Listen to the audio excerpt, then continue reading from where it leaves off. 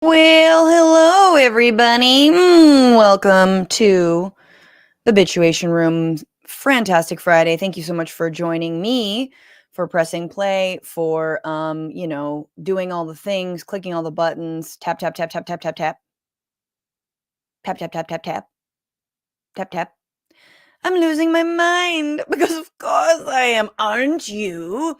Here I was on a Friday morning, had a little bit of free time. I was like, you know what? I'm going to plan some stories for today.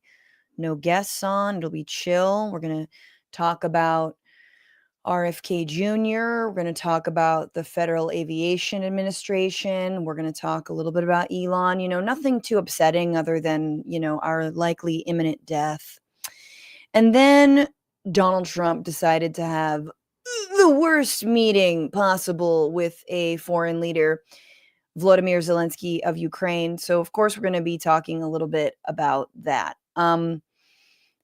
There's just so much, people, so much. And there is even more available to patrones, guys. If you're not already a patron, because you're like, man, I missed you from Tuesdays. There was me on Wednesdays, and me did an hour in me of news and other stories. So definitely make sure you're checking all those out. We talked extensively about Medicaid, who it would impact if it is indeed cut. It's important to remember that these cuts they're not happening right now. There is time to stop it. So again, everybody, please call your senators, harangue the ever-loving crap out of them. And also, it doesn't go into effect for, a year or so. So, I mean, we can always do the rev by then. You know what I'm saying? Oh, my necklaces are twisted.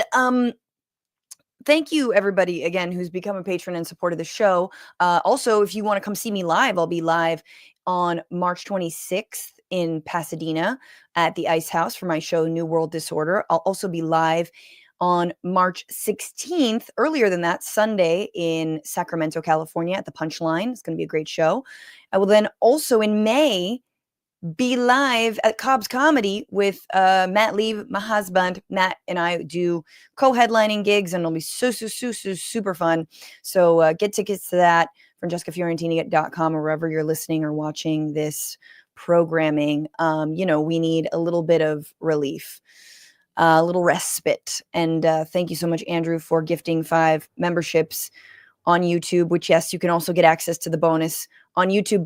But why just do YouTube when becoming a patron gets you 25% off our sponsor, Sunset Lake CBD, 20% off of all merch at bitchuationroom.com, which, by the way, if you're wondering, why are your shirts $35? Union made, people. Union made, union bug, spared no expense. Quite expensive. Why am I still doing it? I don't know. Not a very big channel, not a lot of money. Not sure whose accent this is. Is it the Andrew Tate accent? Because you've got a lot of, sex traffickers coming out now. And the thing you've got to remember is the accent is deliberately a little weird. Why is Elon Musk and Andrew Tate's accents just slightly American, but also a little British sometimes? And they both have histories of sexual violence. It's I don't know what it is. It's like, I mean, are we sure they're not AI? Just like, I can't really locate your accent. It's very Epstein Island. Speaking of Epstein, which I did the other evening on America Unhinged, my new show with Wajahat Ali on Zateo. Nothing there, nothing new we didn't already know. Nothing new we didn't already know. And I stand by what I've always stood by. Okay? I have the sign. And don't make me tap the sign. Don't make me tap the sign. Here we go. Let's put it right here. Don't make me tap the sign. If you are listening as a podcast, the sign says Trump killed Epstein, because we all know that's what happened. I mean, what am I gonna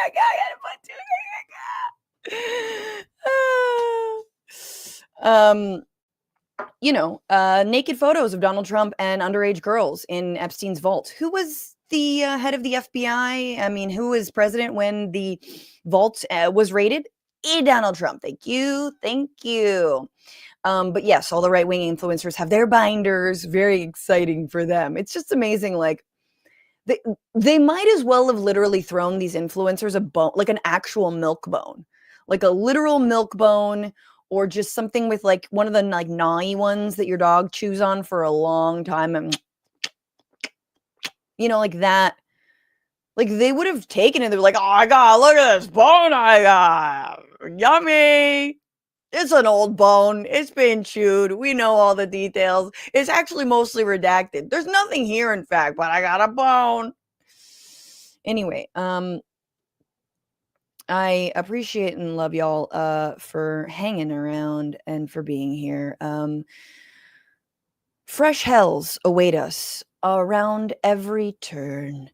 Let us just initially dive into, obviously, the big news, which is President Zelenskyy of Ukraine came to the White House to meet with Donald Trump, and what very soon became clear was like a whole gaggle of Trump administration officials. But it wasn't clear initially, because usually this is like a one-on-one, it's Macron and everyone else kind of stays silent. Not in this case. Now, about a week ago, Vladimir Zelenskyy said, look, I don't want to sell out my country in order to get protection from the United States. This kind of sounds mafioso-like. I can't just sell out my country's minerals. Now, Ukraine has, I don't even know what minerals there are. It's like there's not even that many minerals. It's not even that lucrative. But Trump has to find something. Titanium, lithium, coal, oil, and natural gas. Great. And it's not like Ukraine needs that money. But Donald Trump needed something for, obviously, him to even suggest that maybe one day he could support Ukraine in its quest for national sovereignty over Russia, which is, yes, currently invading and occupying parts of its territory. Now, the deal was off a week ago, but it seems like Zelenskyy changed his mind. And he was like, okay, we'll do it. Because Ukraine is Ukraine. And it doesn't have a lot of power. And it's not in NATO. And it doesn't have a lot of money. And it's been in a war for, what are we at, 3 years now? 4 years now? So we've been here before, though, right? I want to play this, but I also want to just remind everyone that we've absolutely been in this situation before, where Donald Trump says, what are you going to do for me? And in fact, my guy was impeached over it. Donald Trump was impeached. Remember the first impeachment? Yeah. That was over blackmailing the president of Ukraine, Zelenskyy, in order to dig up dirt on Joe Biden in exchange for money that was already promised to the country. Which is very funny because, in the year 2025, you can just destroy all of the contracts that you've already signed and all of the money that Congress already allocated. Somehow that's legal, except it's not, but you can ignore the judges that are telling you it's not legal. We, back in, these 6 years or whenever it was, back then it was like, oh, shoot, you can't just, number one, you got to fulfill your promises. But number two, you certainly can't strong arm and blackmail the president, Zelenskyy, of another country in order to get money that was already promised to them. There is a not perfect phone call, and we're going to probably impeach you over that. And that's exactly what happened. So we all know that Trump loves blackmailing Zelenskyy. And it wasn't enough that this minerals deal is really kind of blackmail, right? It's another version of, it's a mafioso-like tactic. He had to sit him down in the White House and scold him and get mad at him. And look, Zelenskyy, I'm not saying this man is perfect. I'm not saying everything in Ukraine is perfect and everyone is a shining hero and it's all good and Zelensky's never done anything wrong. But my God, the cojones that this guy demonstrated speaking back to Trump in the way that he did is incredible. Now, Zelenskyy, just to like make a little bit of a, shorthand of what happened, Zelenskyy tries to explain to Vance and Trump, who are already incredibly hostile with him, that Russia invaded Crimea, right, in 2015, and that nobody did anything about it, right? Remember in those years, I mean, Obama,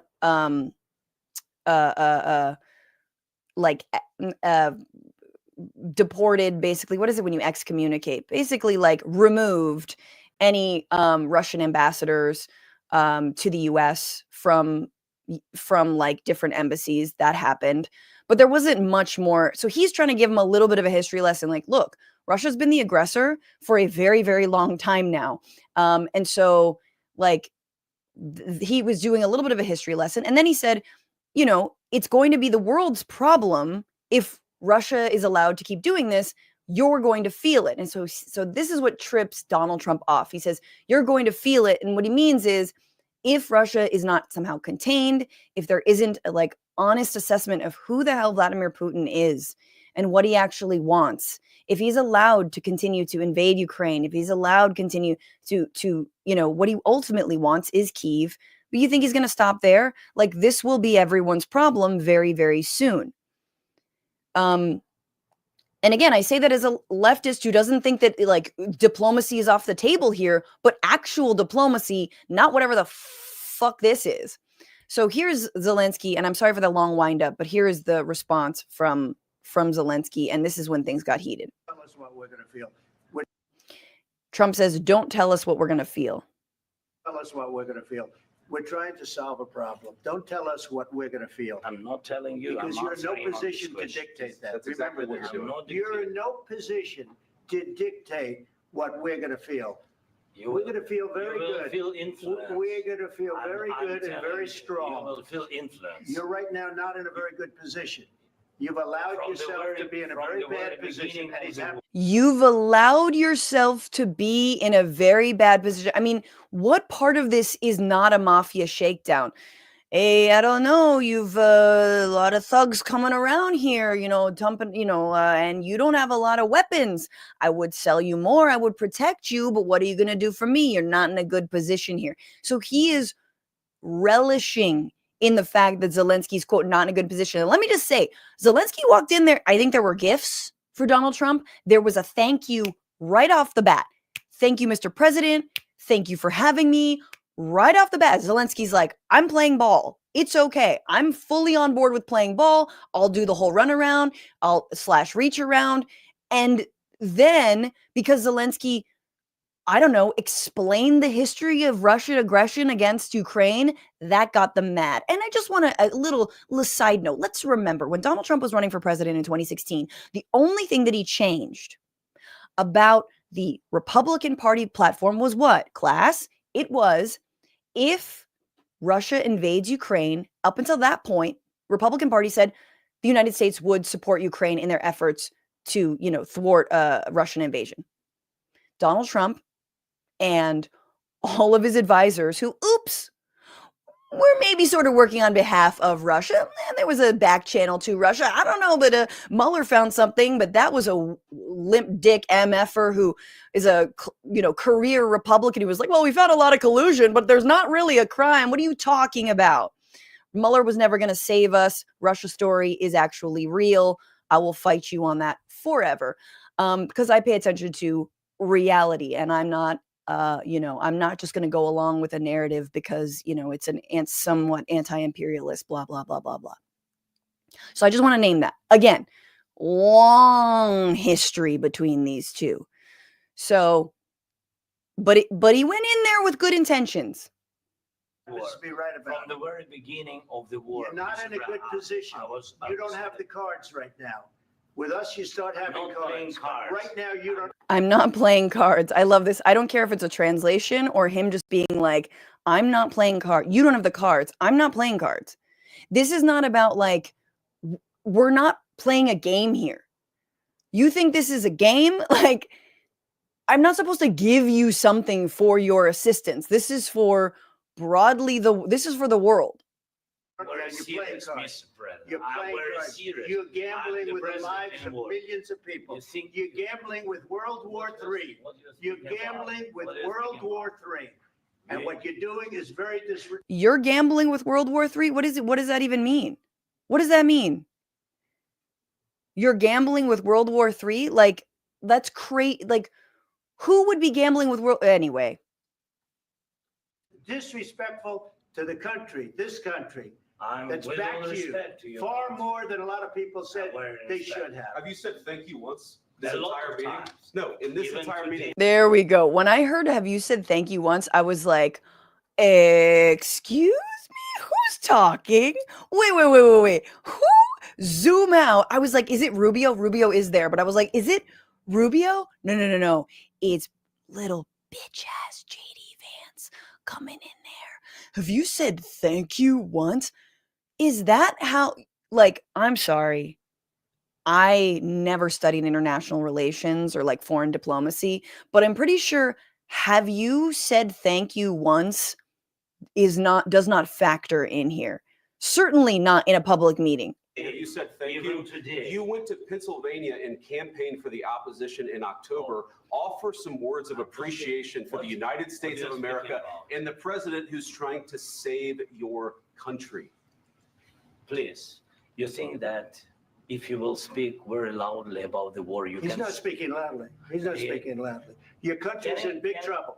Can I Wait a answer? minute. No. Can You've I done a lot answer? of talking. Your country is in big trouble. I know. You're not I winning. know. You're not winning this.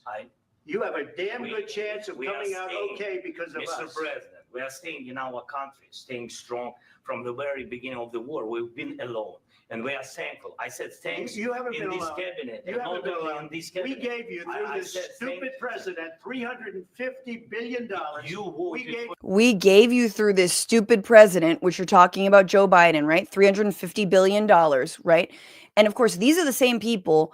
First of all, $350 billion, it's a lot of money. But as we all know from sort of and by the way, next week we're going to talk to Anthony of Ukraine and Without the Hype. And it's a longstanding podcast that covers Ukraine war. So we're going to actually dig deep into this. And thank you to Rachel for the suggestion. So we're going to actually just stay tuned to next Friday because we want to dig into this more, obviously in depth and understand it. But like him saying the stupid president, he's referring to Joe Biden giving him $350 billion, which is a lot of money. Yes. Am I in favor of the United States being weapons dealers around the world? Absolutely not. Is $350 billion compared to the money that we've given Israel, which is doing a genocide, or the money that it would, from many experts' analysis, would be necessary for Ukraine to win the war? It's not. It's not enough money, right? So however you feel about it, it's like it's enough money to sort of drag the war on, but not necessarily enough money to win the war or to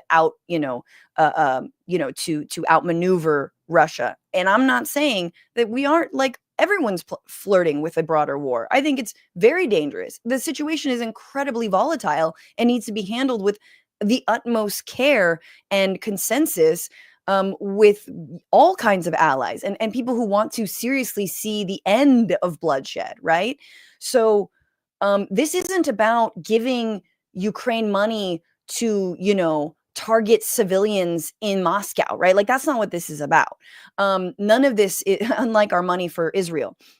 So I just want to name like Trump is, and this is just like $350 billion from your stupid president. Yeah, man, that wasn't you, dog.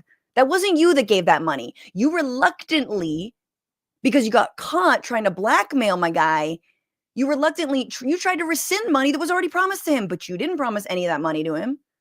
for your military equipment, and you men are brave, but they had to use our military. What about If you didn't have our military equipment, You invited if me you to didn't speak. have our military equipment, this war would have been over in 2 weeks. In 3 okay? days, I heard it from Putin. In 3 days, this is something Maybe new. less. In 2 weeks, of course. Okay, we have to rewind. He said, if you didn't have our weapons, this war would have been over in 3 weeks. And then Zelenskyy goes, in 3 days, I heard it from Putin. Like in 3 days, yeah, I heard it from Putin. In other words, Trump, you got your talking point wrong. Like, you're out here parroting Putin talking points, Kremlin talking points. You got it wrong. It was 3 days. It wasn't 3 weeks. So Trump was trying to do the line, and Zelensky's like caught him on it a little bit and was like, yeah. I heard that directly from the guy you're supposed to be negotiating peace with. A guy who the other day you said you couldn't call a dictator, even though you're calling Zelenskyy a dictator. So, and again, like, there's another point of this interview where Zelenskyy says directly to JD Vance, have you come to visit Ukraine? Come and visit. And JD Vance goes, I don't need to visit. I've seen the videos of you, and what you do to the recruits, right? Because again, there is in the right wing, in the right wing echo chambers, these, and we're going to talk about it more next week, but videos about like all Ukrainian war recruits are being mistreated and look at this and look at that. And it's like, look, I'm not here to say like, I don't know. I think when you're in a wartime, shit is kind of hard and you need recruits if you actually need to win the war or you need to defend the people, right? It's going to be rough. And after 4 years, people are going to be tired. No one's saying any of that is easy, right? But like, you have the vice president of the United States, instead of saying, yes, I will actually visit Ukraine and I'm curious to see what it's like on the front lines. I want to see it with my own eyes. Instead, he's talking about a fucking video that's going around about how Ukrainian recruits are treated badly, whatever. And you're just like, you are so red pilled on this. You are so, Putin pilled on this issue. That, like, it doesn't even make you're like, are you really the vice president? Are you really the president right now? Of course, yes. It's going to be a very hard thing to do business like this. I tell you. Do business, bitch. It's not a business. It's a country. And this has been the fundamental problem with Donald Trump as an effing president, is he doesn't understand what's in it for him. So this is the same week that Donald Trump is sharing AI videos of the Gaza Strip as the Trump Riviera with Elon Musk and dancing women / maybe Hamas fighters. And it's all like he finds it perfectly fit for himself to put out, like, what if there was a Trump casino in the Gaza Strip and what if everyone was ethnically cleansed from it / begging in the streets for a little bit of money that Elon Musk, throws out there. Like, if you haven't seen the video, watch it. But that's how Trump does diplomacy. It's, well, are you going to build me a monument in Kyiv? Are you going to let me have unfettered access to your minerals? For whom? I mean, it's not like the wealth is being shared with Americans. If this goes through, will any of us see the fruits of that? Of course fucking not. Man, it's like, yeah, Zelenskyy should have run in there with some AI video of Trump, running through the streets of Kyiv and everything named after him, changing all the street signs. Oh, sorry, he didn't do that for you, my guy. But that's actually what being a leader in the world is. Sometimes it's not all about you. Sometimes it's about other countries that exist in the world, including your own, which you fail to represent. Say thank you. I said it a lot of times. Oh my God. Oh my God. In 3 days, I heard it from Putin. In 3 days. This is something Maybe new. less. In 2 weeks. Of course, yes. It's going to be a very hard thing to do business like this. I tell you. Just say thank you. I said it a lot of times. Except to American people. Except that there are disagreements, and let's go litigate those disagreements rather than trying to fight it out in the American media when you're wrong. We know that you're wrong. But you see, I think it's. And this is just a perfect example of, like, no one was able to be the bigger person, and it clearly, like, maybe Zelenskyy shouldn't have, like, whatever, did what he did, but, like, my guy's trying to stand up for himself and his country. The fact that they got so triggered over the explanation of Crimea, the fact that, like, he didn't go in there and grovel like a peasant, that's what they have a problem with, that he didn't grovel. I'm sorry, you're not groveling enough. See, everyone here, we all know the smell of Donald Trump's ass crack. So do you know what it smells like? Do you know that it smells a little bit like a compost you forgot to take out on top of, like, old spaghetti? Do you know what I mean? It's like, ooh, it's an Italian restaurant, but no, in hell. Have you smelled the swamp ass as closely as I have? I'm JD Vance, okay? I huff Trump diapers on the regs. This is Marco Rubio. Marco Rubio sold his entire soul to be here. What did you sell? Okay? What did you sell?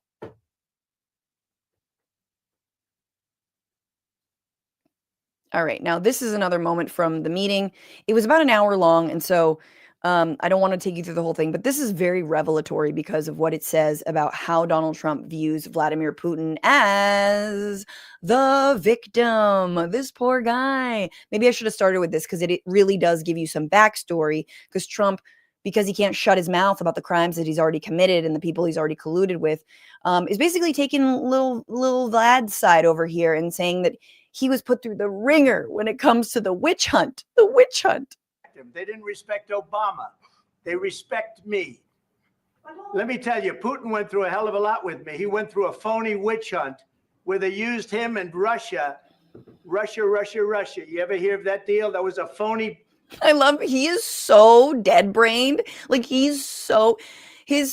like, I swear to God, he's losing it so much. Russia. You ever hear of that? Like, you ever hear of the one tweet that I said where I said Russia? Ever hear of when I say it on the campaign trail? Like, my guy is shutting down. He is shutting down. JD Vance is just like the fucking, dude in the yellow suit peeking behind the tree, like, except it won't be you, Vance. Trump said it himself. It won't be you. Even if he does croak in office, it's not going to be you. That was a phony Hunter Biden, Joe Biden scam. Hillary Clinton, Shifty Adam Schiff. It was a Democrat scam. And he had to go through that. And he did go through it. We didn't end up in a war. And he went through it. He was accused of all that stuff. He had nothing to do with it. It came out of Hunter Biden's bathroom. It came out of Hunter Biden's. Look at his face. Zelenskyy is dissociating so hard right now. He's like, I don't know where to go. Go to the happy place. But the Hunter Biden bathroom, like, what does that even mean? What do you mean, Hunter Biden's bathroom? His bedroom. It was disgusting. And then they said, oh, the laptop from hell was made by Russia. The 51 agents. The whole thing was a scam. And he had to put up with that. He was being accused of all that stuff.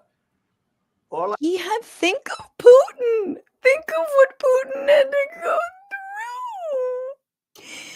Putin had to actually face a mild investigation into things that he actually did, right? And Roger Stone being a back channel, Paul Manafort being a back channel to work with Russia, the NRA being a massive cash cow in dark money for Russia, the fact that Republican senators in 2018 all went to go visit Moscow. A little bit of a bad look, given that there's an ongoing investigation into the president working with Russia in order to get elected and do a lot of disinformation about Clinton. And yes, Hillary Clinton lost the election in her own absolute right of being a bad choice for the Democrats. Good alternative to Trump, bad choice for the Democrats. But here we are. Here we are, everybody. Play the Zelenskyy hits back. Play the Putin fucking just gargling the nuts. I'm sorry, but really, I cannot hear this man with Putin's nuts in his mouth. All I can say is this. He might have broken deals with Obama and Bush, and he might have broken them with Biden. He did, maybe. Maybe he didn't. I don't know what happened, but he didn't break them with me. He wants to make a deal. I don't know if you can make a deal. The problem is I've empowered you to be a tough guy. And I don't think you'd be a tough guy without the United States. And your people are very brave. But you're either going to make a deal or we're out. And if we're out, you'll fight it out. I don't think it's going to be pretty, but you'll fight it out. But you don't have the cards. But once we sign that deal, you're in a much better position. But you're not acting at all thankful. And that's not a nice thing. I'll be honest, that's not a nice thing. All right, I think we've seen enough. What do you think? Huh? I think we've seen enough. Here we go. This is going to be great television. I will say that. Oh boy, this is going to be great television. And so it is, and like, I don't know. I don't know. I mean, this is clearly after Zelensky's like, he's just going to his happy place. And I also think this is the look of someone who realizes they don't have a partner in the United States anymore. And, it may mean the worst for the people of Ukraine, right? And that's scary. And obviously, like, I think if Putin's going to give Trump a win, right? They're going to make it look like Trump brought peace to Ukraine, but really he allowed Russia to take Ukrainian territory. And that's what's likely going to happen. Because that's what empowering strongmen around the world does. And I'm sure Putin will be fine with it. He'll be satisfied with taking, like, the eastern Ukraine. He'll be very satisfied with all that. And he'll stop probably, right? Except he probably won't. I'm not clear whether the minerals deal actually went through after all this. It seems so dumb to be like, I'm a master negotiator. Now I'm going to, like, shit all over this person who I'm negotiating with and tell them they're not being grateful enough. Like, did they stage this on purpose? Like, they knew they were going to walk away from the deal, or that the deal would never be enough? Paige sent me this before we went live, so let me just throw it up on screen. Trump tweeted on his Truth Social, a statement from President Donald Jackoff Trump. We had a very meaningful meeting in the White House today. Much was learned that could never be understood without conversation under such fire and pressure. It's amazing what comes out through emotion. And I have determined that President Zelenskyy is not ready for peace if America is involved. What? Because he feels our involvement gives him a big advantage in negotiations. I don't want advantage. I want peace. He disrespected the United States in its cherished Oval Office. He can come back when he's ready for peace. In other words, no more aid to Ukraine, no more assistance, no more help. This is a classic gaslighty. You can come back when you are far weaker than you are now. And, none of it makes sense. Oh, it's funny. We have a lot you can learn under pressure and emotion. It sounds like he's going to reverse course. They're not ready. They're just not ready for peace. No, and I get to determine who's ready for peace and who's not ready for peace, who is and is not. And you're just, you need to prove yourself worthy. And you need to sacrifice more of your people, lose more of your territory, capitulate more to Putin, and then you'll be ready for peace. You need to come back in a much weaker position. You need to grovel even more. And he's basically saying, look, the U.S. is not going to take sides on this, we're going to take Russia's side. We're not going to get involved. We're going to mostly support Russia. We want to be neutral Russian stooges. That's what we want to be. Again, a quick plug for next week where we'll go into it in more depth. I'm excited to do so. But Rachel, thank you for chiming in. The $350 billion number is a lie too. That it's too much. Yeah, I mean, I'm not up to date on the amount of it. But it does seem like a lot, doesn't it? I feel like there was more of an M in that situation. Insane News says, the insanity continues. What a lovely world. And Grumpy Dragon, thank you for your super chat. I can't believe that piece of crap. Neither can I. Robert says, JD Vance looks like a drunk wizard turned into a man. Turned a pig into a man. That pig was dumb and unattractive. I swear to God. Yeah, so... Okay, Zelenskyy leaves. Obviously left the White House. The talks were cut short. And then that's all we have. I don't know if it's clear whether this deal is going to go through. Vladimir Zelenskyy thanked the world leaders for their support after the meeting. Zelenskyy tweeted, Yeah. So a lot of world leaders have tweeted at Zelenskyy, which are we still doing it like this? And so he's quote tweeting and thanking all of them, mostly European leaders. But anywho,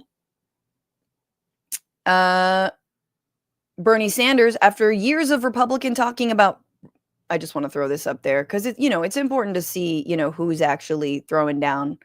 After years of Republicans talking about freedom, there is one Republican in Congress prepared to stand with Ukraine and democracy. Is there one Republican in Congress prepared to stand with Ukraine and democracy, or do they all agree with Trump that Vladimir Putin, a bloodthirsty dictator, is our ally in this horrific war that he started? I mean, Lindsey Graham might stick his neck out for 2 seconds. I mean, it's interesting because you've got Marco Rubio, who certainly does not think that Putin's hands are clean, but he's going along with it because, again, he is a total brown noser. That's where he lives, inside of Donald Trump's pantalones. Guys, I don't know if you've heard this, but there is a shortage of top-notch air traffic controllers. I mean, you might be watching this on a plane, but there is apparently there's a shortage of top-notch air traffic controllers. So if you're listening and you're a retired air traffic controller, who makes sure planes don't crash, boom, bang into one another, and you're open to returning to work, please consider doing so.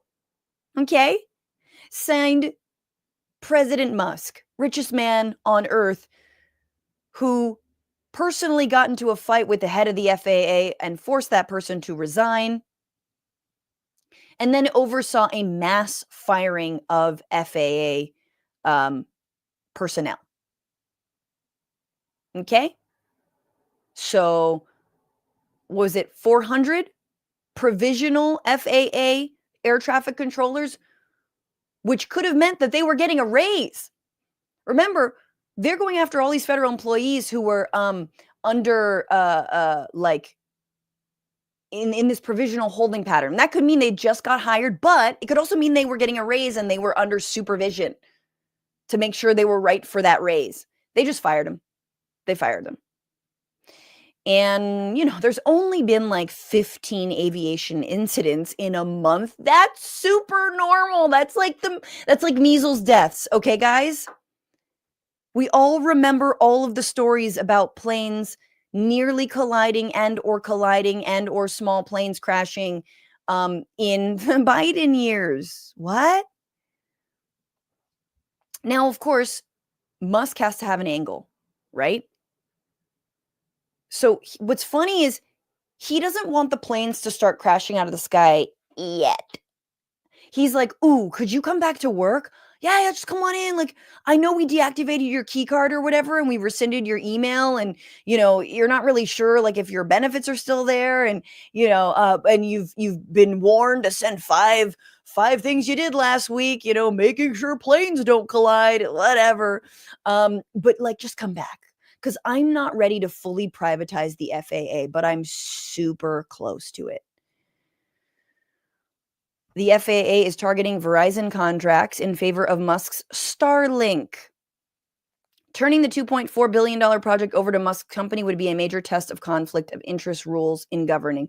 So this comes because the news is such that the FAA is close to canceling a $2.4 billion contract to overhaul a communication system that serves as the backbone of the nation's air traffic control system. So we were due for an upgrade. We were real close to doing a little upgradey poo-poo. And then that got canceled. Weird.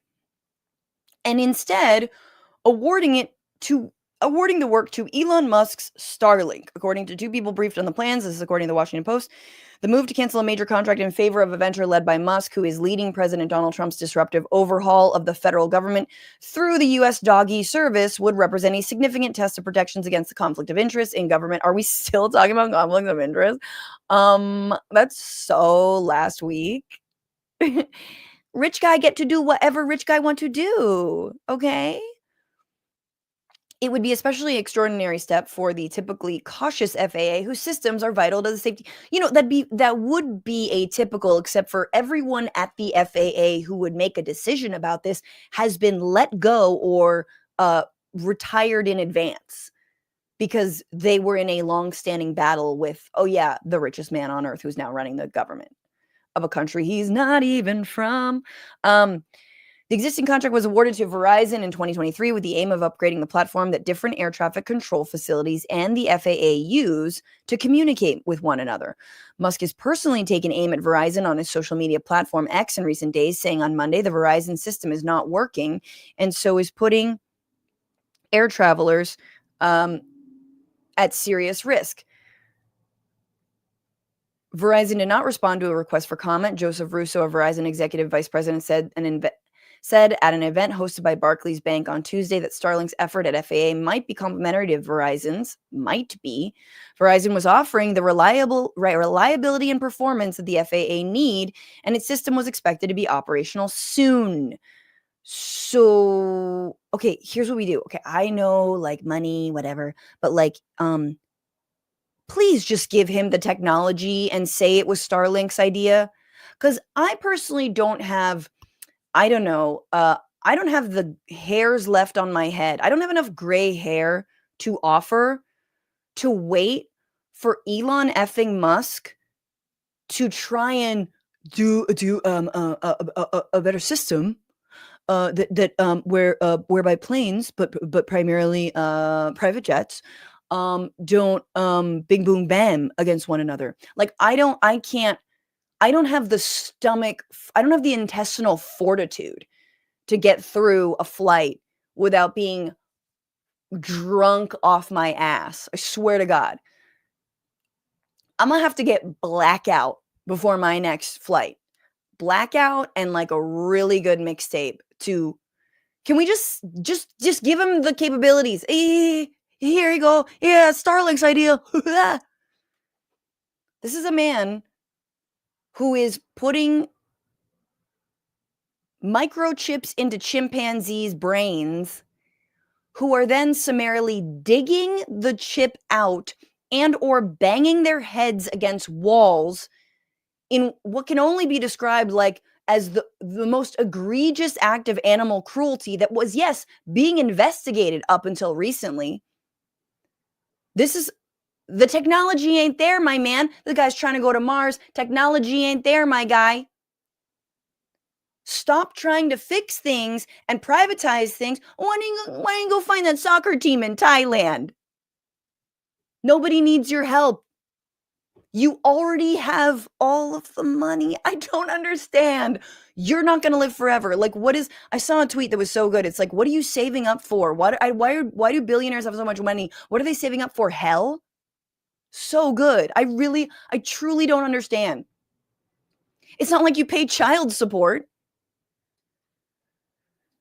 The FAA said in a statement on Wednesday, no decisions have been made. A team of employees from SpaceX, Starlink's parent company, has been working on the FAA in recent days, charged by the Trump administration with helping modernize the agency's aging technology. Excuse me? Oh, okay. So Elon Musk is personally telling Elon Musk to update and modernize the agencies. I thought they were trying to get to Mars. I thought they had other things to do. What the actual fuck? Like, what do you mean? Like, oh, yeah, no, we're pivoting. Why don't you do this? I'm going to need the turnaround in like 10 days. Ted Malaska, one of them, shared a picture on X on Thursday saying he was excited to be working with the FAA, thanking Musk and Trump for their vision on focus and safety. Bitch, airlines were not falling out of the skies before this, except for the Boeing ones. They were. There were some complications. Let's just be 100% about it. But certainly not to the extent that we've seen in the last week. Oh boy, oh my God, this is so awful. SpaceX employees now have FAA email addresses, according to two people who have seen the addresses. Speaking on the condition of anonymity, that means they're like, Margaret at FAA.com. FAA or .gov. FAA regulates SpaceX and is alleged, so the company that was being regulated by the government agency is now taking over said government agency. I think that's way worse than a conflict of interest. I don't even know if there's a word for that. I think it's a power grab, a forced power grab. What is what is that what we're doing now? I love my favorite part of all this is MAGA thinks that Trump is so fucking alpha, and yet you're allowing a corporation to swallow the government. You pretend to be a patriot. You pretend that you love this country, that you want the federal government to work better, and you're opening yourself wide up to just be railed by the dumbest, most pathetic, most fragile billionaire, richest man on earth. And you trust him? Why? Because he jumps like an asshole? Because he shares Holocaust memes? Why do you trust him? Because he owns companies that he did nothing to do with the innovation of? He created a payment system back in 2001 or some shit? Because he's got 13 kids? What is it? Because he makes libs cry? I mean, honestly, if only liberal tears could, power the FAA, I'll cry. I will be crying, in fact. In fact, if liberal tears could power the FAA to not have airlines run into one another, crash into one another, then my God, we got ourselves a safe landing, because I will be crying the entire time. I am such a nervous flyer.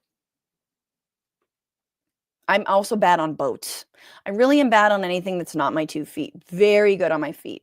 Very, like, real good foot person. Not in a weird way. Ooh, Transportation Secretary Sean Real World Duffy said on Fox News this week that the government had been too slow to modernize its technology and the administration was ready to move quickly. Yes, please, move very quickly. Don't test anything. Where thousands of flights come to and from some of the busiest cities in the world that were already over trafficked. Yes, we're going to break things and make mistakes, as Elon said, like our Ebola studies. I mean, oopsies. Oopsies, that's your family. Oopsies, that's your life. Oopsies. Hope you didn't like your luggage. We're ready to move fast. Wow. Look at us. Look at us, guys. Look at us. Who are we? We're just people living in a late stage capitalist hellscape. This is exactly this is the natural conclusion of extreme capitalism, people. This is where it leads. Don't you see? Here we are. Does it feel good? No, it feels terrible.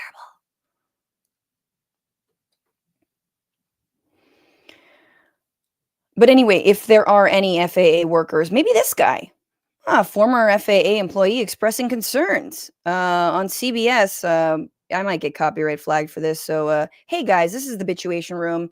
Why don't you do yourself a goddamn favor and give me a super chat? Become a patron, patreon.com.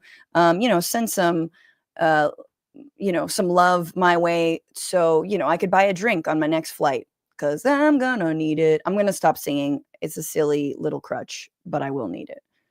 A national security risk to cut your position? Sure. Thank you so much for having me on today. I do wish it was under better circumstances.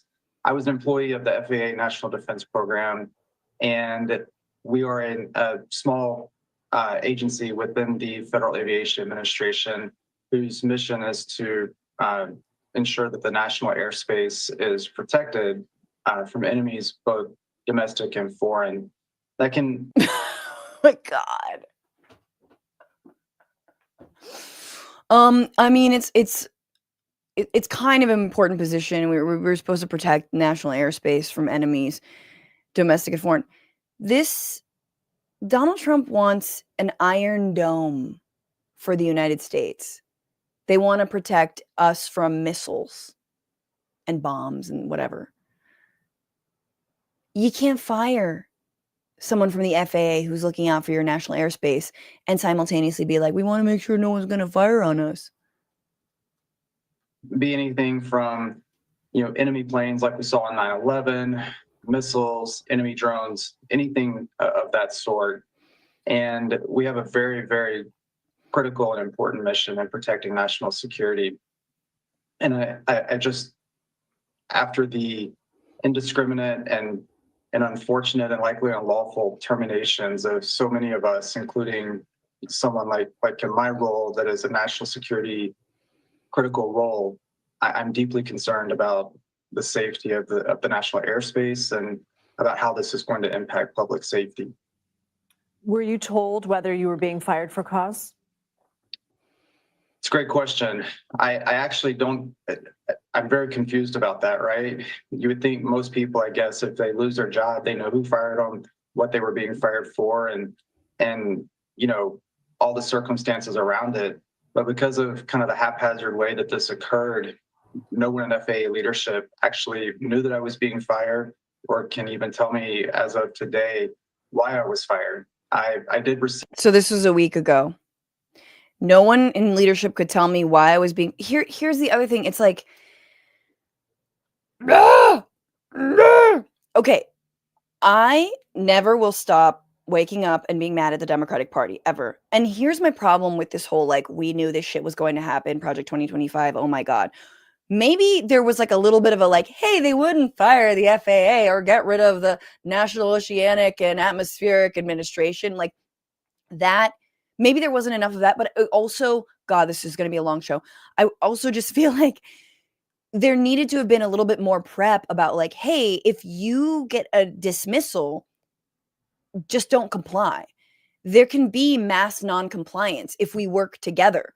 If we work together, you don't have to resign. We can all just be like George Costanza and come back to work and pretend we didn't quit. Not exactly the right analogy, but you know what I'm saying? Like, why are they, agreeing to even be fired? And obviously, if elected officials aren't being allowed into places like the Department of Education, I understand it feels difficult, but like, y'all have to work together to stop this from happening for everyone's sake. And I'm not blaming this I'm not blaming this guy. I'm just saying, like, why wasn't there prep in advance? Like, we were told this could happen. The Biden administration helped us. Where the agencies had a firewall against it. Like, you know what I'm saying?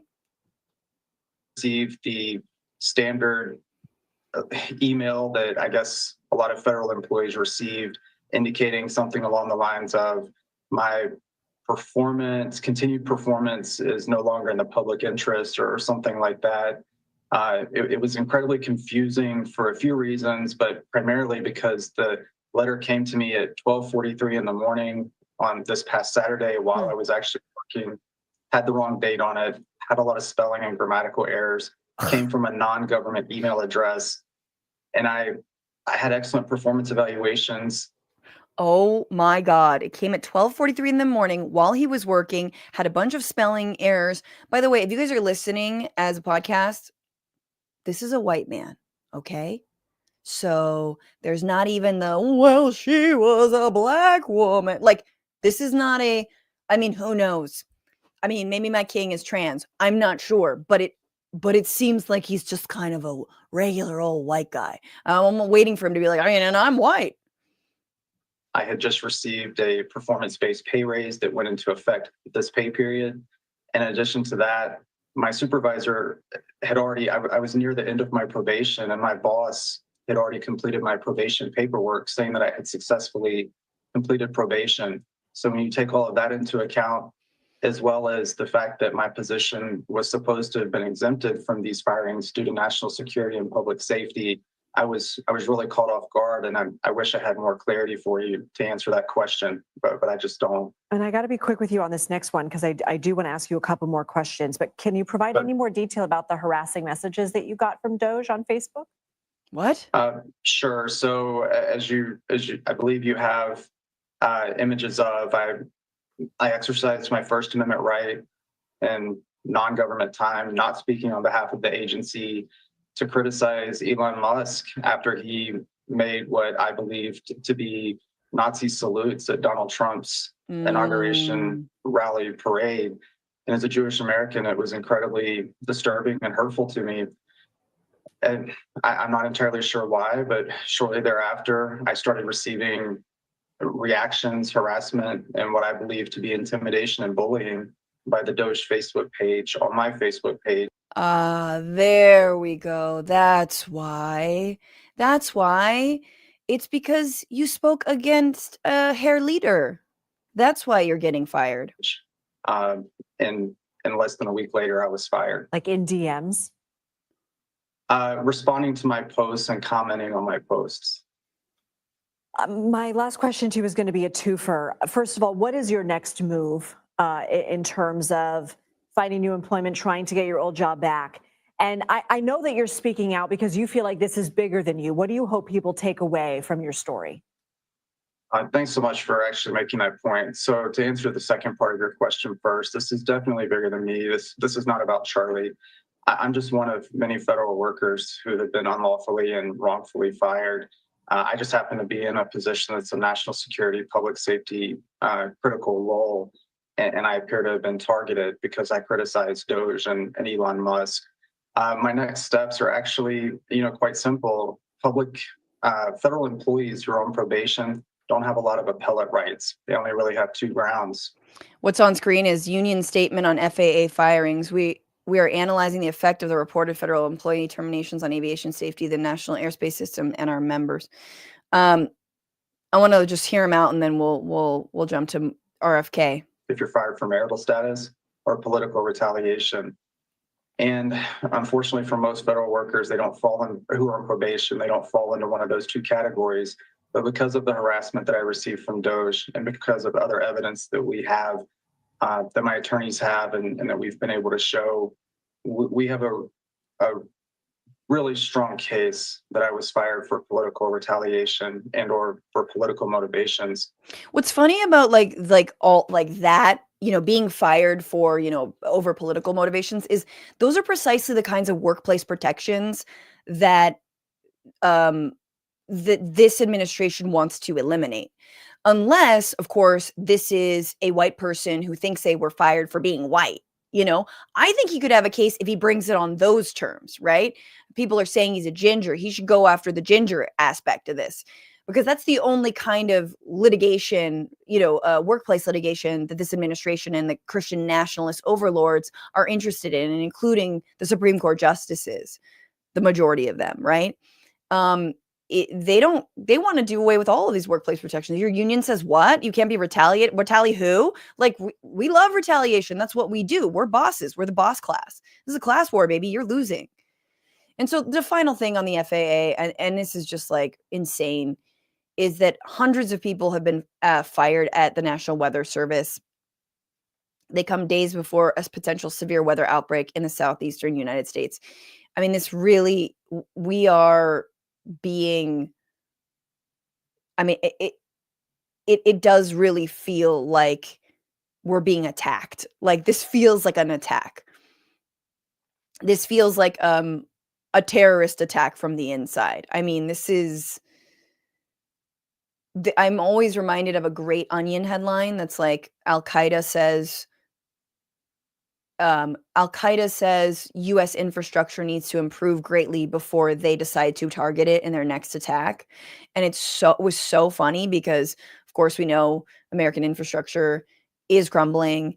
Roads, bridges, all kinds of whatever, like investments in national economy and all that. Biden was trying to claw us back from that in a concerted way, and Elon is just, fully TNT'd the entire thing.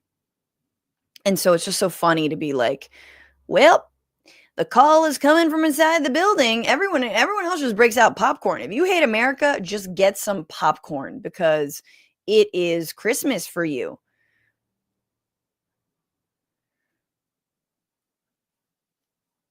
On Thursday, the Trump administration informed hundreds of probationary employees responsible for producing critical weather forecasts, maintaining radar systems, gathering data from satellites, and monitoring key commercial fisheries that they were fired. Termination letters were sent to staff and offices across the National Oceanic and Atmospheric Administration and the National Weather Service. Multiple employees told the Washington Post. Hours later, a federal judge ordered the administration to reverse directives for mass firings of government workers, ruling they might be illegal. It's not clear, however, how the ruling would affect Thursday's firings. They would cause mass disruptions in the nation's ability to guard against storms, solar flares, and other natural threats. I mean, like, the reason I bring this up in the context of the FAA is because it has everything to do with flight safety. It has everything to do with, I mean, if you care about the military safety, everyone relies on NOAA. Who knows? Maybe they specifically gutted the positions that were focused on monitoring changes in weather, a la climate change, right? But yeah, it doesn't matter, right? Because as Donald Trump said when he visited only one part of Los Angeles that was affected by the wildfires, this is on each individual person. It is dog eat dog out here, man. You think COVID-19 was bad?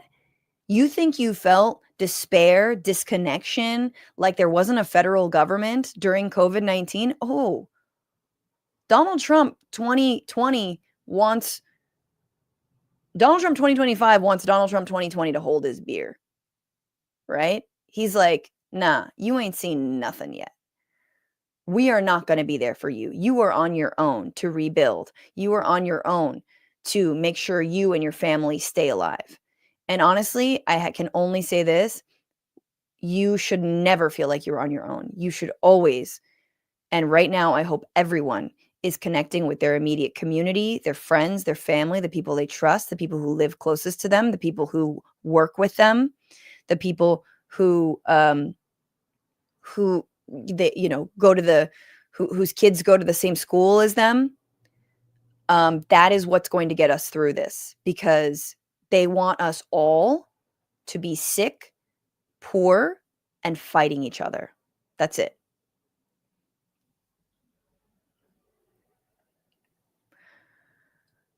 Let's talk about RFK Jr. Speaking of being sick, and then we'll end this very long stream. But we got to talk about the measles outbreak. This week, the first death from this measles outbreak in West Texas occurred, and we're being told that it's not a big deal, that we shouldn't pay attention to it. What? Measles who? The measles outbreak has then spread to a number of states. And you can get infected even if you've been vaccinated, although it's less likely.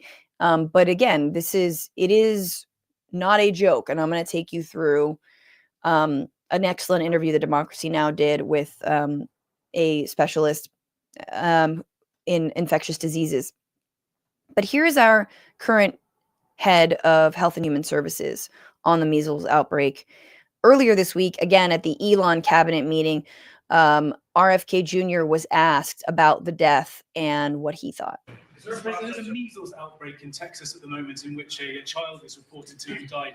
Do you have concerns about that? And have you asked Secretary Kennedy to look into that? Well, why don't we, Bobby, do you want to speak on that? We are following the measles epidemic every day. I think there's 124 people who have contracted measles at this point in Kings County, Texas.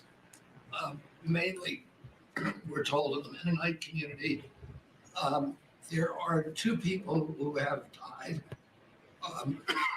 There's actually only one person who's died.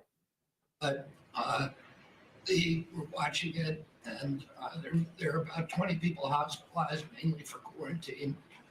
We're watching it. We put out a post on it yesterday, and we're going to continue to follow it. Incidentally, there have been 4 measles outbreaks this year in this country. Last year, there were 16. So there were 4 measles outbreaks this year. Last year, there were 16. Now, I'm not really good on math, but I could sure as shit tell you that if he's trying to compare 12 months to 2 months, his math is off, and saying 16 versus 4 at the rate that we're going, we will completely outpace the measles outbreaks from last year, sir. And again, I'm bad at math, but I could do that. If you're comparing, what are you talking about? So once again, he's downplaying this death that was needless. And I just want to play this interview that let's just give his official title, because he's been on a number of shows. I wish I could get him on mine. Hang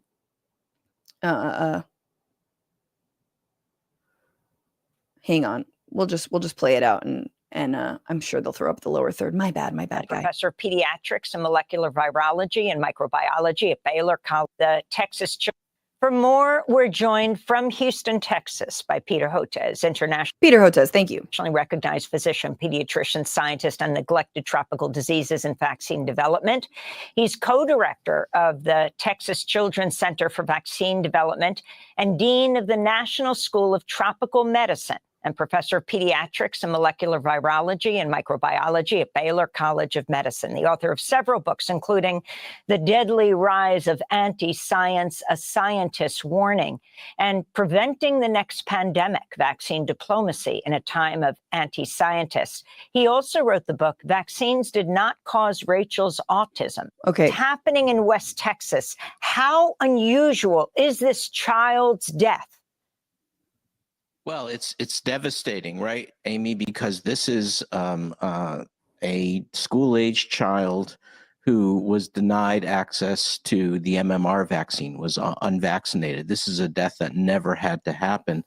And the problem is there could be additional deaths. I hope not. But, you know, those kids in the hospital are there for a reason, because they're sick. You know, if you look at what happens when an unvaccinated child gets measles, on average, 20% require hospitalizations, usually because of respiratory illness, as was mentioned in this instance, because of measles pneumonia. It's a giant cell pneumonia that's very devastating, often requires an ICU admission.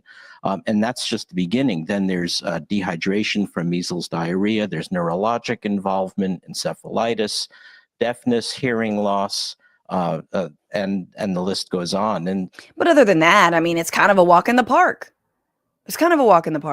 And so I think the message that we really need to understand is measles is a serious illness. In the 1980s, 3 million kids died every year from measles. It was the single. 3 million kids a year died of measles? Measles has largely been eradicated thanks to the vaccine. And we want to go back to the 80s? I made it out. This is what you know, homie, is on a very big deal. Single leading killer of children globally. Now, through the Gavi Alliance, the Global Alliance of Vaccines and Immunization, we brought it down to 100,000 deaths, still a lot of deaths. But our vaccine ecosystem is very fragile because measles is so highly transmissible. The minute you stop vaccinating and maintaining that vigilance of 95% vaccine coverage, measles comes roaring back. And that's what's happened here in West Texas. I mean, there were so many inaccuracies in what RFK Jr. said, among them that the people who are in the hospital are mainly there for isolation, and yet you have the doctors saying it's respiratory distress. Can you explain what happens to the body? Yeah, what happens is when you become infected with the measles virus, and if 10 unvaccinated kids are exposed to the virus, 9 will acquire the infection. That's how contagious it is. And then what happens is you get a prodrome of what we used to call the 3 C's, cough, coryza, which means upper respiratory involvement, and congestion, conjunctivitis, followed by the rash. And the rash is occurring because the virus is getting into the bloodstream and disseminating to the skin in all parts of the body. And unfortunately, that includes what we call hematogenous spread to the lungs, and it causes a very damaging pneumonitis and pneumonia, and then can also result in encephalitis and other involvement. Dude, I mean, but other than that, all right, doctor, I get it. But like, other than that, it's not a big deal. I mean, we are being told that drag queens and trans people are the biggest threats to children. And now the HHS secretary is saying that deaths from measles aren't that big of a fucking deal. I mean, I don't understand how any MAGA mouthpiece can wake up in the morning and say, kiss their family. Number one, they don't want to have anything to do with them. They don't raise their own kids, and their wives don't want them to touch them. But like, imagine, you know what I'm saying? Like, no, but we're supposed to disbelieve all the doctors. Let's move on from measles, because it gets worse, guys, this week. According to New Republic, did this great reporting about RFK Jr. taking a sledgehammer to 2 major vaccine developments, specifically a project that creates a COVID-19 vaccine in pill form on Tuesday. Massive breakthrough, guys. If that happened, that would be huge. The number of people who don't get vaccinated because, they don't like the shot, or they have to go get it, and it's expensive, but having it in pill form would be huge. And that was an ongoing, Fox News of all places reporting 10,000 individuals were slated to begin clinical trials on Monday. The trials only paused, not terminated, with Kennedy and other health officials set to examine the study's initial findings over the next 90 days before taking the next step. It was part of Biden's $4.7 billion Project Next Gen initiative, which was launched in 2023 and works to streamline the development of new vaccines. Boy, oh boy. Boy, oh boy. Boop-de-doop.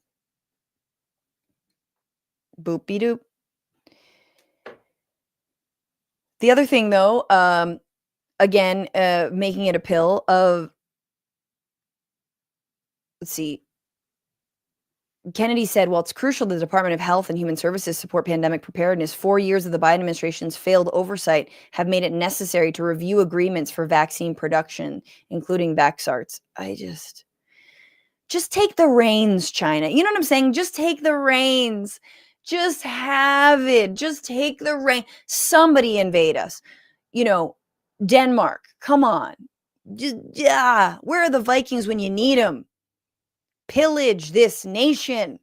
Somebody take it over.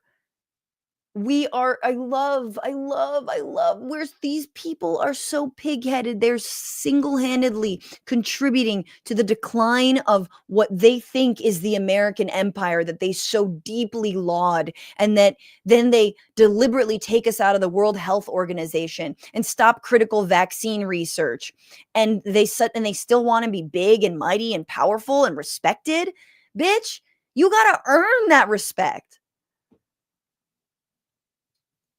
Anyway, don't worry. He's looking forward to working with the medical experts, and including the own insane little supplement hawkers that work on his children's health defense league, or whatever the hell it is. We're going to make sure that there is plenty of supplements that only through these certain purveyors who will get rich off of, you're just going to redirect it. You know what I'm saying? I'm just going to redirect it. Beet juice. Yeah, but then it would be, look, have we ever considered the importance of leafy greens? And instead of coffee, I have heard that mud is very important. And in fact, 9 of the 10 unvaccinated children, when put on a strict regimen of drinking their own urine, found that after they both drank urine and fought one another in a UFC style game, that, combined with simultaneously listening to Joe Rogan, created such an immuno response as to thwart the full effect of measles.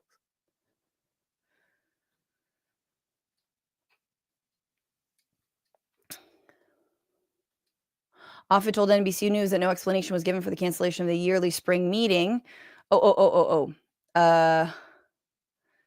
Meanwhile, In another corner of hell, the FDA's Vaccine and Related Biological Products Advisory Committee, or VRBPAC, was scheduled to meet in March to discuss the strains that would be included in the next season's flu shot.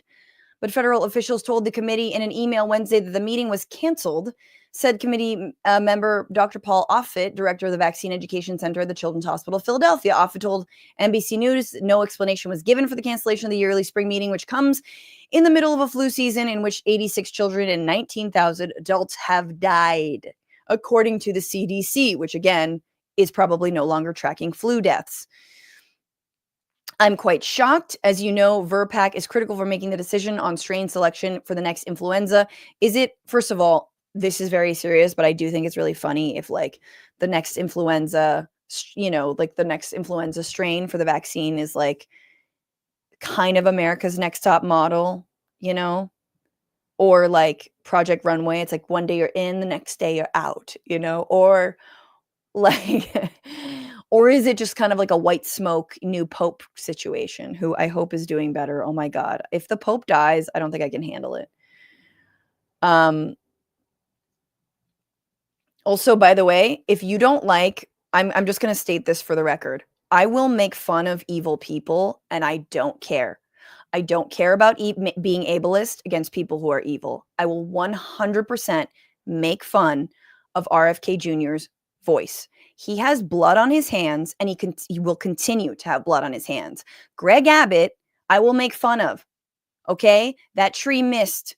It should have killed him instead of just paralyzed him. He is hell on wheels, all right? Donald Trump is a fat fuck, all right? I'm fat phobic as fuck when it comes to Donald.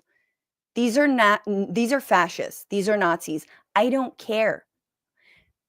Everybody else? Absolutely not. But you can't tell me to not be mad and make fun of the very people who are ripping healthcare away from the disabled. All right? So it's not ableist because it's all in the service of making fun of them. And that is a very powerful tool, because real people, real disabled people, real people are losing their health insurance and are going to be dying. All right? The DEIA, that A is for people with disabilities. So fuck them. Fuck these people. I don't give a shit. They're going to get all the medicine that they want. His throat condition will be fine. And I will make this caveat, refer to this video, but I absolutely reserve the right to make fun of evil people. You kidding me? Every damn day choose to mock the evil. On whatever, however you can. Motherfucking fan talking bitch. We're joined now by Dr. 1,000 deaths target in the next vaccine since production takes months. It comes amid one of the worst flu seasons in 15 years, with more than 19,000 deaths, according to the CDC, nearly 100 of them children. We're joined now by Dr. Paul Offit, one of the FDA committee advisors and director of the Vaccine Education Center at Children's Hospital of Philadelphia. It's good to see you, Dr. Offit. So why was this meeting in particular so critical, and why did the FDA cancel it? What justification did they give? Well, it's critical because it takes about 6 months to make this vaccine. So every March we meet, and we meet with representatives from the World Health Organization, the Department of Defense, the CDC, and we look at a map of the world, and we look at how these viruses are moving across that map as a way to predict what strains are likely to come into this country. We then pick strains we think are most likely to cause this coming year's influenza epidemic. And then the manufacturers, the vaccine manufacturers, then use that information to make the vaccine for what is a 6-month production cycle, March to September. So it's a critical meeting, and it just got canceled. And what justification, if any, was given?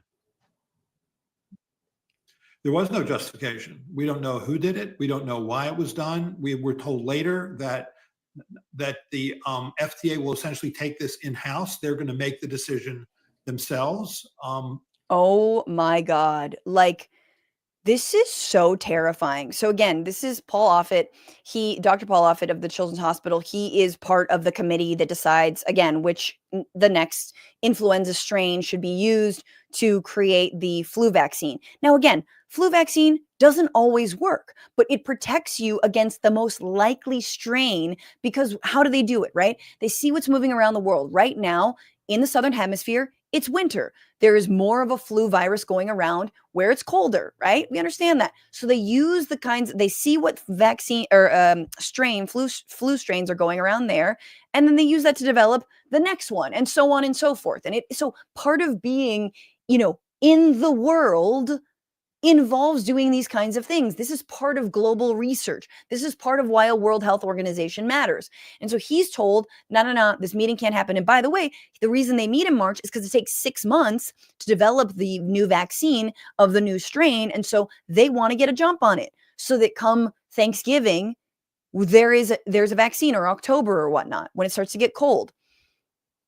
So this, and you know what my deepest, darkest thought was when I heard about it seems like it's going to just be an internal in-house thing of the HHS or CDC. What it makes me immediately think is, I'm sorry, do you trust a vaccine developed by RFK Jr. and his supplement psychos? Do you? Because I don't. Because here's what I think.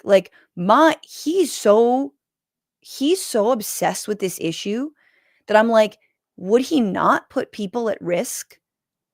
Right? What if he were to engineer some sort of vaccine related death in order to prove that vaccines are actually terrible and we need to stop doing them altogether? Who knows, man? Who knows, guys? Everyone book a trip to Mexico right now. That's where you're getting your vaccines, okay? You're going to Mexico, you're getting your health care, you're getting your meds, you're obviously going to enjoy a nice michelada or whatever. And then you're going to contribute to the local tourist economy, and you're going to come back. But you're going to be getting your vaccine south of the border, my friends. Yes, as long as they don't build a wall to keep us out. Wild. Absolutely wild. There is so much more to talk about, y'all, but it has been quite the stream. Thank you so much for all the super chats. Let's read some. Let's thank people. Let's, like Derek. Look at Derek. Thank you. That's so nice of you. Albert, who I think greed is a mental illness. Having $1 billion never feels enough to these parasites. I saw this, meme, of course, and it's like, even if you made $100,000, you would have to live 10,000 years to earn $1 billion if you earn $100,000 a year. And it's like, when you think of it like that, this money that you will never see in your life, that one person's entire family lineage until climate change gets us, which is so funny because that's the other thing these motherfuckers think. They think that they're going to escape. They think they're going to survive beyond when climate chaos that they've helped create comes to get us. Mother Nature has other ideas. She's proven that time and time again. William McGregor, is there such a thing as worse Hezbollah? Speaking of Matt Show, which by the way, if everyone doesn't listen to Bad Hezbollah, you should. I was on the last episode. We talked all in depth about the Bibas family, and we talked about also that Trump AI video. It was great. It'll be available on YouTube soon. And also I think it's available right now to all patrons. Yay. Thanks, Samantha Wiley. Also, it'll be good. It'll be good. I was not hip to the Bibas family and the amount of propaganda. My God. Moon Dragon, thanks so much for becoming a member. 1 month anniversary. Bienvenidos. Albert, I've already read this. Oddly Magical Brandy. Does anyone else think it's past time we ask our leaders to abandon Twitter? Why would so many rely on a platform controlled and profiting Elon Musk? I mean, yeah, it's this damned if you do, damned if you don't. You don't want to miss the opportunity to speak directly to the people, especially the most insane people. But ultimately, every platform is giving money to a corporation and giving your free labor. I mean, you could argue what I'm doing right now, obviously being on YouTube and Twitch, is exactly that. By the way, we haven't even talked about the boycott yet. I hope everyone is not buying from big box stores today and probably in all times. Find a way to nix Amazon out of your life. Boycotting Target has been a little difficult, but do it. I just have to find where the diapers that I like are available. We're going to potty train soon. It's a whole thing. Thank you, Jules T, for giving out a membership over there. That's so nice of you. Over on Twitch, Crispy343 cheering 1,000 bits. Thanks so much. Omega Shenron Dragon resubscribed 16 months strong. Happy 16 months. Glad I left behind that other outlet here on Twitch. Is Zateo on Twitch yet? Twitch yet? I want to support you there as well. This country is one shit show, one shit down after another. Yay. Zateo's not on Twitch yet, but if you guys are on Substack, I think they're going to be streaming live on Substack. We are going to be streaming live on Substack, and thank you for that. Hunger Games 1989 resubscribed for 2 months. Tier 1, 20 months strong. 20 months. I can't believe Trump and JD both yelled at Zelenskyy and then had the nerve to call him disrespectful. But what else would I expect from a fascist dictator wannabe? They think it makes them look tough. You're just like, nah, man. Like, don't you understand? Don't you understand like what toughness actually is? Like, you don't look hard by just yelling. You look like, why did Obama have swag? It's because he was able to maintain. He kept it cool, firm, cool. Do you understand what I'm saying? Your Highness 420 Dragon, subscribe with Prime. Welcome. And the 270 show, I'm a little dyslexic, subscribe with Prime, as well as Joe's 64 and GA Thrawn also subscribed. This was a little bit ago. Fascist Killa, whose name I love, has been subscribed for 9 months. Hey, Franny, just want to say thank you for all the stuff you do and say on your platform to look out for the marginalized and keep us informed about daily topics. Much love. Thank you. No, thank you. No, thank you. And Free Vent gave a sub. Thanks so much. Anti-corporatist. I don't know what that says, but I appreciate you. And RFK Ready for Chaos says Rage Rock for now. Thanks for that. And of course, Andrew, thank you. And Electron Creations starting off strong with that super sticker. You guys can always donate after the fact. Give me some thanks. Follow the show on all the platforms. Next week, we're going to have Anthony Atamanik, comedian, as well as Anat Shankar Osorio, who is a progressive political strategist and messaging strategist. And I'm really excited to dig in with her about the Democratic Party. Can they be saved? With what message? What is going to break through? In fact, maybe we'll talk about Tim Walz coming out for Medicare for All on Tuesday. So stay tuned for that. And until then, fight the power, fuck the patriarchy, free Palestine, and don't just bitch about it, be about it. I'm doing that. Oh my God. Bye.